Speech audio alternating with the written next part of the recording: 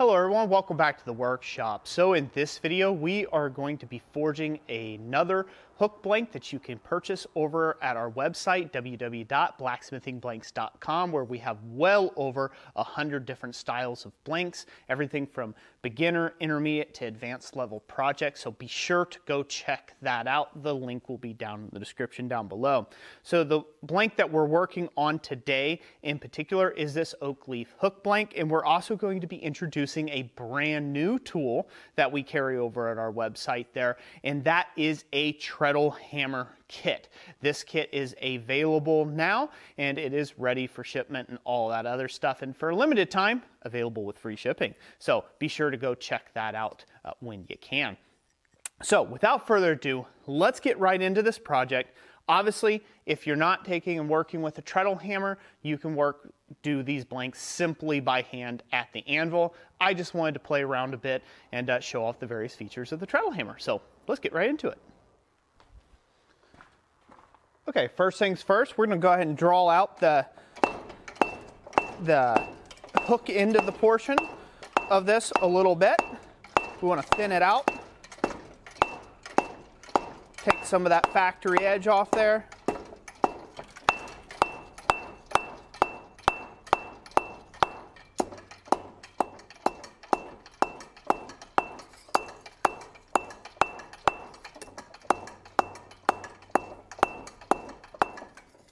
Just give it a nice little thin down. Now, as with any equipment that you're using, whether it's a treadle hammer like this or a power hammer, the tendency is to try to forge really cold. You let it get down on black heat and keep hammering on it. You really want to stop before then at about a dull red. Okay, we've got this blank all heated up again, and now we're going to go ahead and chase in our center line. Now this can just be done with a basic cold chisel. It's really simple. We're just adding a line to this piece. If you do it cold, there's a benefit of doing it cold. First, you get to lay it out nicely, and you can aim for more of a center line as well. I did get that off just a little bit. I'm going to try to counterbalance that just a fuzz by turning my end over and then just working that back into the previous slot. Maybe we can hide our mistake, get that all centered back up. What we're trying to do is crease this to give an impression of a center vein. We're not trying to chomp this thing all the way through. There you go. We've got a nice little center vein started there. Needs a little bit of cleanup work, some little light tapping.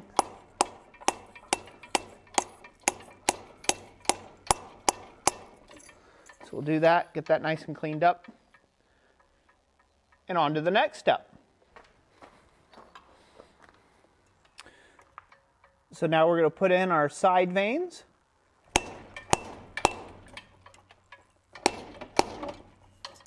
Make sure those connect.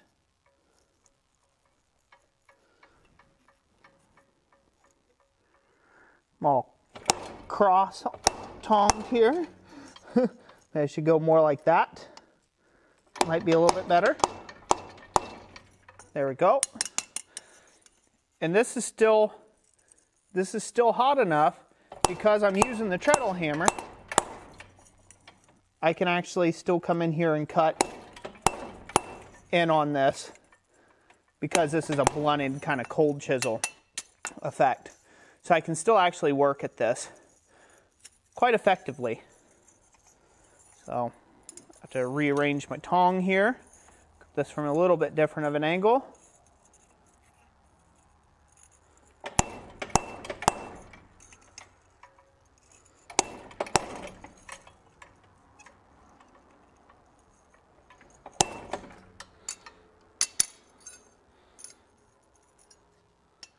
Again, we're just trying to give the impression of veining there.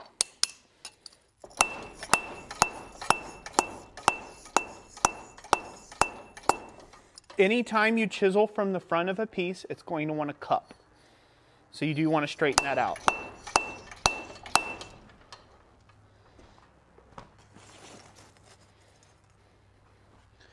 So before I move on to the next step, I'll talk a little bit about this treadle hammer. As you can see, my leg isn't going like crazy like this up and down. I designed this treadle hammer to be able to be used with just the simplest of 2 fingers, just like that.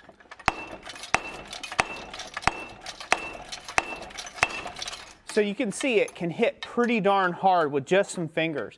So when I'm working this, I'm literally just working my foot up and down like so. This really saves the hips. Now you may see my leg up like this. I'm actually sitting on a block. It's like a 4x6 block is the way I've got this particular one set up. It's just set up high enough that I can still work some tooling underneath it and also still draw things out.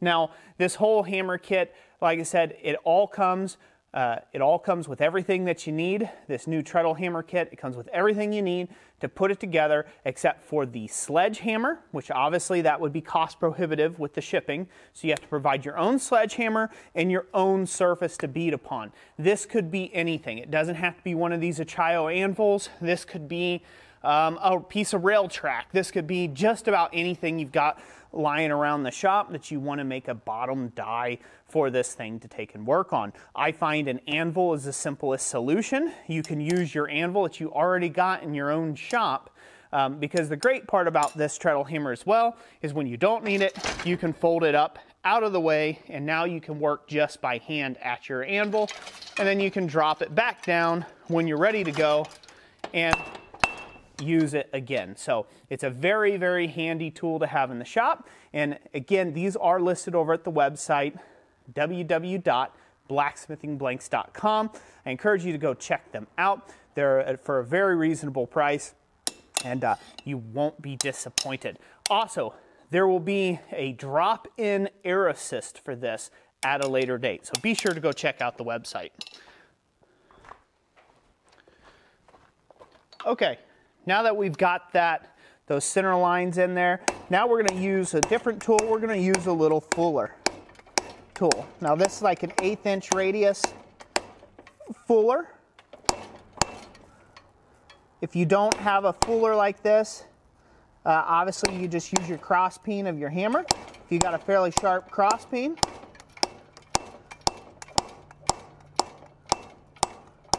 again, I just wanted to have a play with this particular treadle hammer today, so I figured I'd play around with that instead.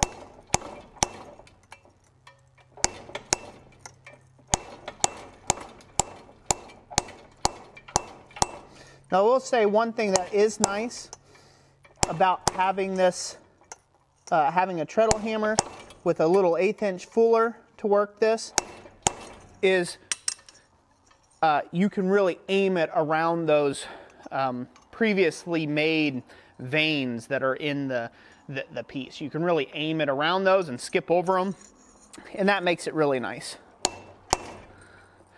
And you can be more directional with your blows if you're not too comfortable with by hand yet with them, which makes for these little details, like on this end detail, to come out nice. And I should probably heat this up again. But you guys can see how that's coming out there, hopefully.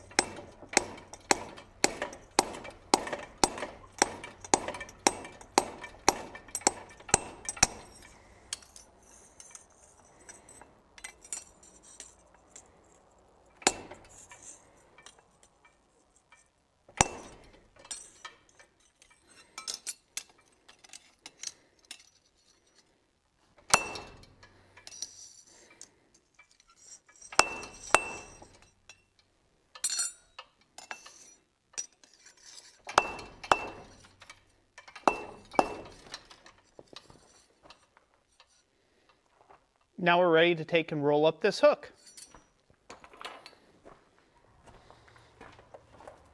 Okie doke, so we've got the treadle hammer stored up out of the way, so we can use our anvil now. Again, this is really handy for a small guy shop if you've got not a whole lot of square footage, but you still want a tool to take and help you draw out material and be able to do some accurate forgings and whatnots. This just might be the right thing for you. All right. Now you can adjust this hook to look however you like. Some people like them to be more J like this. Some like to give it just a little back bend, just to give it that extra little something. I personally like my hooks to come out just with a little bit of back bend to them. It looks pretty good that way. All right. And there it is. There's the final hook. Now, we can go ahead and wire brush this real quick. Like I said, if you have a small shop, you have a treadle, you have a small shop, you have a sledgehammer, you have an anvil, will travel. You can install this treadle hammer and make it just fine.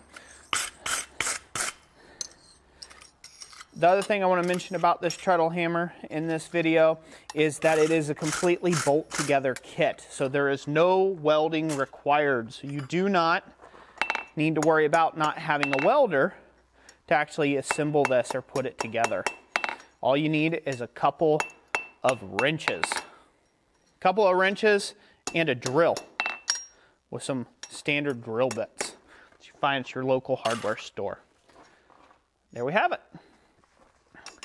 So as far as finishes goes, you can beeswax finish these. I like to drill them first with a small drilled hole to take and mount them.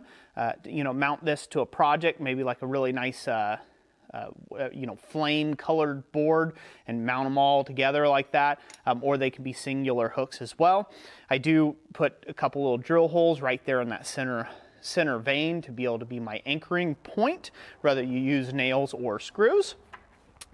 Beeswax finish will work. If you're going to be outdoors with this, I recommend a clear coat, like a Rust-Oleum clear enamel finish, or a Valspar, or Krylon, or whatever. Any of the paints basically will work. And if you do an outdoor finish, I suggest that you use a clear gloss finish, as satin finishes outside don't hold up. The weather can actually still get through that satin finish and start rusting your piece. So just a little pro tip there for you. So that's it for today. Thank you all for watching this video. I hope you enjoyed the making of this little hook. If you did, hit the like. Thank you to all the channel members who make my content possible here on the channel. Really couldn't do this without you. And if you're interested in either this or this great little treadle hammer here, lower that back down there. If you're interested in this treadle hammer or any of my fine kits, go check out our website, www.blacksmithingblanks.com, and I greatly appreciate your support over there. So without further ado, God bless, and we'll catch you on the next one.